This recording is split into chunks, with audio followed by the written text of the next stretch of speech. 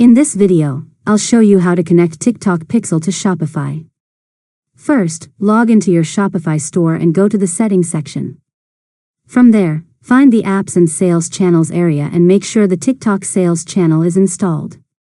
Next, open the TikTok Sales channel and connect your TikTok account by following the setup instructions. Once connected, you'll be asked to link your TikTok Ads account. After that, go to the Data Sharing section and select the TikTok Pixel you want to use. If you don't have one yet, you can create a new pixel during the setup process. Now choose your data sharing level. Most store owners select the standard or enhanced option to improve tracking and ad performance. Next, confirm the settings and finish the connection process. Shopify will automatically install the TikTok Pixel on your store without requiring any coding.